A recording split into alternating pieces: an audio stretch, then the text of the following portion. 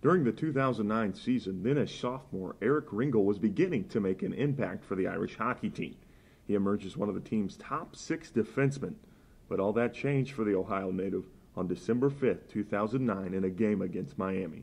I was killing a penalty with my defensive partner at the time, Ian Cole, and the period had just kind of ended, and he chipped the puck behind the net, so I kind of caught it on my backhand, and I kind of eased up, and next thing I knew, I got hit from behind.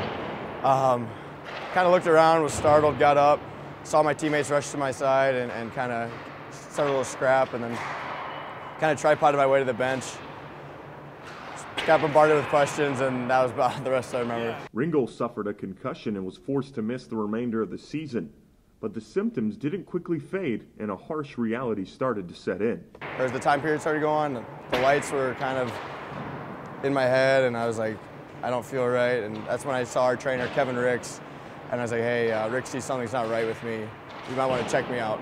Towards the end of my sophomore year, when I slowly got cleared for light activity, I started to push myself a little more and more, just to see if I could be ready for my junior year. And it was one of those things, as it got longer and longer, it got more scary. And it got to the point where I actually went and saw a concussion specialist in Ann Arbor, and he said everything is structurally sound with you. The only thing is your brain's healing a lot slower than a lot of average people would. And that summer, I was like, hey, I'm either gonna be able to play or I'm not, and I'm gonna push myself as hard as I can go. And it was at that point when I realized, hockey's probably not in the future for me.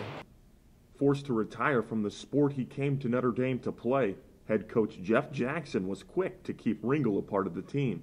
When Coach Jackson opened his arms and said, hey, you're done playing hockey, but we'd love to have you for a position with the team, I jumped right at it. And I told him even if I couldn't be with the team, I would be here every day just because it's a sport I love, and it's something that was taken away from me. It wasn't something I got to leave on my own terms.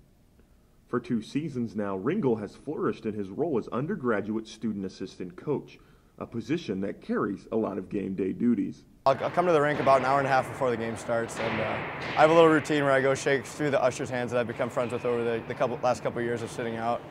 And then I head up into the press box.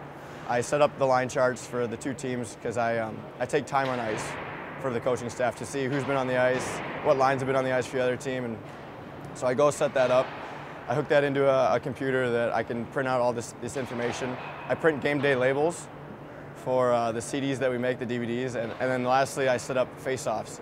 I mark down each of the 4 centers of each team, and I do all the stats for the coach, and he loves it. So. Graduating this spring, Ringel still enjoys the game, but is at peace with what happened and is ready for the next chapter in his life. I was okay with it.